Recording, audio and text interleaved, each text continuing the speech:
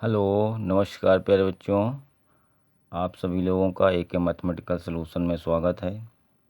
मैं आशा करता हूँ कि आप सभी लोग स्वस्थ होंगे, है ना। तो इस समय पढ़ाई आप लोगों की कॉलेज खुल नहीं रहे हैं, तो ऑनलाइन ही एक चारा है पढ़ाई करने का। तो हमने आपको पिछले 2 वीडियो में इस चैप्टर की जो थ्योरी थी संख्याओं के बारे में बताया था, और आज हम लोग अब पहुँच चुके हैं प्रश्नावली 1.1 पे। क्वेश्चन नंबर 1 आज हम लोग करेंगे इस वीडियो में, क्वेश्चन नंबर 2 करेंगे। 2 क्वेश्चन आज इस वीडियो में बताएंगे आपको, तो वीडियो के अंत तक बने रहिए। यदि आपको वीडियो अच्छा लगे तो लाइक करिए, सब्सक्राइब करिए हमारे चैनल को, है ना। अपने दोस्तों के साथ शेयर करिए।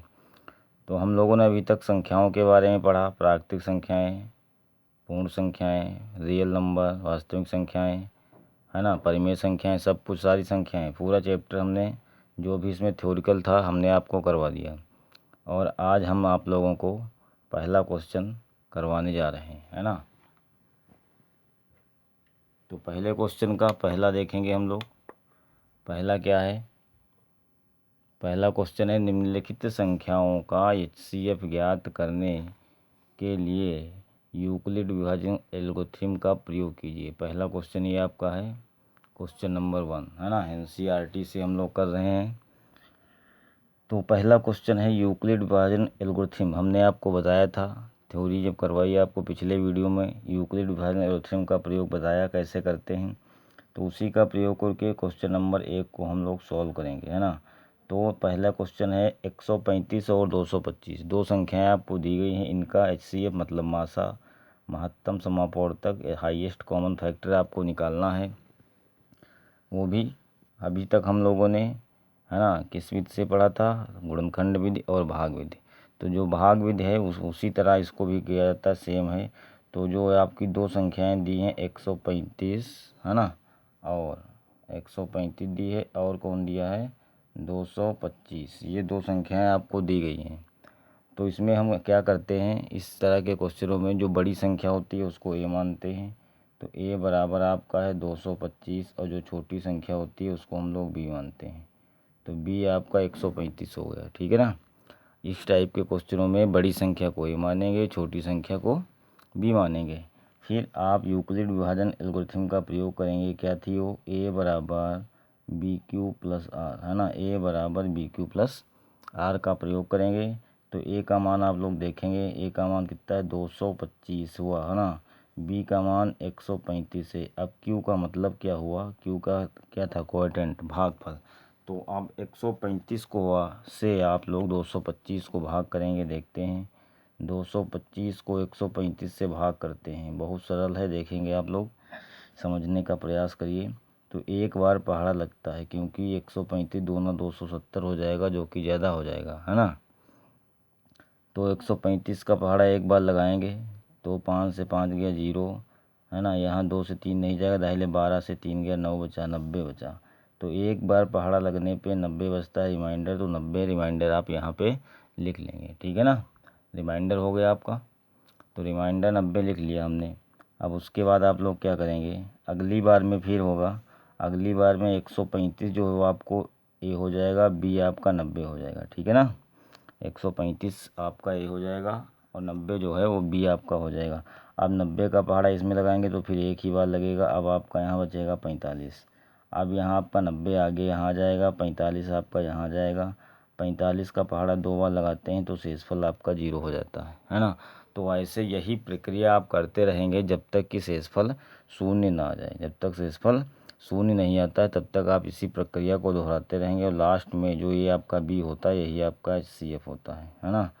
ये बी जो है आपका यही एचसीएफ है। तो इन दोनों संख्याओं का एचसीएफ हुआ 45। कितना हुआ? 45 हुआ, ठीक है ना। समझ गए बात को? बड़ी संख्या को ए मानना है, छोटी संख्या को बी मानना है। फिर छोटी संख्या से बड़ी संख्या को भाग करेंगे, जितनी बार पहाड़ लगेगा वो आपका क्यू हो जाएगा। जो शेषफल बचेगा वो बाद में लिखा जाएगा। अगले राउंड में, अगली लाइन में क्या होता है? अगली लाइन में 135 अभी जो बी है आपका वो ए हो जाएगा, और जो आपका रिमाइंडर आर है वो आपका बी हो जाएगा। फिर भाग करेंगे, फिर आपका जो बी था वो आपका ए हो जाएगा, आपका रिमाइंडर आर था वो बी हो जाएगा। फिर पहाड़ा लगाएंगे। यही प्रक्रिया करते रहेंगे जब तक कि शेषफल शून्य ना प्राप्त हो जाए, ठीक है ना। और शेषफल जब शून्य प्राप्त हो जाएगा तो ये आपका जो बी होता है यही आपका HCF होता है ना। तो देखेंगे दूसरा क्वेश्चन इसी टाइप में, इसी प्रकार है ना। 196 और कितना है, 196 और 38,220। तो अब आपका ए बराबर हो जाएगा 38,220 हो जाएगा और बी बराबर 196 हो जाएगा, ठीक है ना। तो अब आपको यहाँ 38,220 बराबर 196, अब इसमें पहाड़ा आपको लगाना है। 196 से इसको भाग करेंगे तो ये आपका सीधे सीधे 195 बार लगेगा और प्लस रिमाइंडर यहाँ जीरो छोड़ेगा, है ना। सीधे सीधे एक ही बार में, सीधे सीधे एक ही बार में 195 बार पहाड़ा लगेगा, तब रिमाइंडर आपका जीरो छूटेगा। तो ये जो बी है आपका, यही आपका HCF हो जाएगा। HCF बराबर 196, यही आपका आंसर हो जाएगा, ठीक है। और चलते हैं अगला देखते हैं, तीसरा पार्ट क्या है इसका, है ना। तीसरे पार्ट को देखते हैं। तीसरे पार्ट में हम देख रहे हैं 867, है ना। तीसरे पार्ट में देखिए 867 और 225। तो 867 बड़ा है तो 867 ऐसे लिखेंगे, 225 गुणे, अब देखिए 867 को 225 से भाग करना है, 225 तो 2 का पहाड़ा 3 बार लगाएंगे 6 हो जाएगा, है ना। 25 तो 3 ही बार लगेगा हमारे हिसाब से, 3 पचे 15, 3 दूनी 6 एक 7, 3 दूनी 675 हो गया। 7 से 5 गया 2 बचा, 16 से 7 जाएगा तो 9 बचेगा, 7 से 6 गया 1 बचा, 192 बचा। कितना बचा, तो 3 बार लगाने के बाद 192 यहाँ पे बचता है, ठीक है ना। तो 192 बच गया भैया। अब अगली लाइन में क्या होगा, 225 इधर आ जाएगा, 192 इधर आ जाएगा, गुणा करेंगे एक बार लगेगा और बचेगा 25 उधर बचा आपका, 8 इधर और बच गया, है ना। तो 25 और 8 33 आपका बचेगा। कितना बचेगा, 33 बचेगा, ठीक है ना। अब 192 इधर आएगा तो 33 इधर आएगा, 33 का पहाड़ा 192 में लगाएंगे, 33 का पहाड़ा, ठीक है। 33 का पहाड़ा लगाते हैं तो 33 का पहाड़ा 3 छः 18, 6 बार लगाते हैं, 6 3 18, 6 3 18, 6 3 18 1 19, 198 ज़्यादा हो गया तो 5 बार लगाते हैं, 5, है ना। 5 बार, कितनी बार, 5 बार। 5 3 15 हो गया, 5 3 15 1 16 हो गया। तो 12 से 5 गया आपका 7 बचा, यहाँ 8 से 6 जाएगा 2 बचेगा, 27 बचा। कितना बचा, 27 बचा।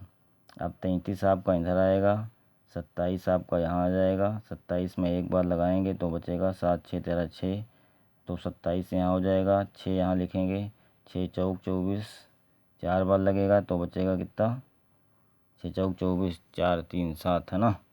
तो अब यहाँ पे आपका 6 आ जाएगा और यहाँ आपका 3 आ जाएगा, 3 दूनी 6, तो अब क्या रिमाइंडर जीरो आ गया, है ना। जब तक रिमाइंडर जीरो नहीं आएगा तब तक आपको करना है। तो ये आपका HCF कितना हो गया, HCF आपका हो गया भैया 3 HCF आ गया, ठीक है ना। तो ऐसे ही आपको क्वेश्चन करने हैं। इसके बाद क्वेश्चन नंबर 2 है, दर्शाइए कि कोई भी धनात्मक विषम पूर्णांक 6Q+1 या 6Q+3 या 6Q+5 के रूप का होता है जहाँ Q कोई पूर्णांक है। तो देखिए इस टाइप के क्वेश्चनों को करने के लिए हम लोग क्या करेंगे, इसमें लिखेंगे क्वेश्चन नंबर 2 आप लोग सॉल्व कर रहे हैं, है ना। माना ए व बी कोई धनात्मक पूर्णांक है, क्या है, धनात्मक पूर्णांक है ना। माना ए व बी कोई दो धनात्मक पूर्णांक हैं जहाँ ए बड़ा है बी से, जहाँ ए बड़ा है किससे, बी से, है ना। तो अब आप क्या लिखेंगे, ए बराबर BQ+R आपकी प्रमेय होती है ना। अब यहाँ बी बराबर कितना लेना है आपको, 6Q के रूप में दिखाना है तो बी बराबर आपको 6 लेना है, बी बराबर 6। अब जब बी बराबर 6 हो गया इसलिए आर कितना हो गया भैया, आर बराबर कितना होगा, 0 1 2 3 4 और 5 होगा ना। क्योंकि आप जानते हैं आर का मान, है ना, हमने आपको जब प्रमेय बताई थी तो क्या बताया था, आर बड़ा होगा या बराबर होगा 0 के लेकिन छोटा होगा बी से। आर का मान 0 से बड़ा होगा या 0 के बराबर होगा लेकिन बी से छोटा होगा, तो बी आपका 6 है तो आर आपका 0 1 2 3 4 5 तक हो सकता है ना। ये आपका आर हो सकता है, ठीक है, समझ रहे होंगे ना आप। तो आर इसी में से आपको लेना है। तो देखिए ए का मान, है ना, ए की जगह पे ए रहेगा, बी की जगह पे 6 हमने रखा तो 6Q हो जाएगा और प्लस आर, आर आपका 0 है तो 0 रखेंगे, है ना, 1 है, 2 है, 3 है, 4 है। लेकिन आप ये देखिए, है ना, यहाँ 1 0 रख सकते हैं, ऐसे रख सकते हैं। लेकिन हमारे क्वेश्चन में क्या कह रहा है, इसको छोड़िए। क्वेश्चन में कह रहा है कि, है ना, क्वेश्चन में कह रहा है विषम धन पूर्णांक, है ना, चूँकि आर बराबर क्या है, विषम धन पूर्णांक है। आर विषम धन पूर्णांक है, ठीक है ना। चूँकि आर विषम है इसलिए आर बराबर इसमें से आपको 1 लेना है, 3 लेना है, 5, ये विषम संख्याएं आपको लेनी है।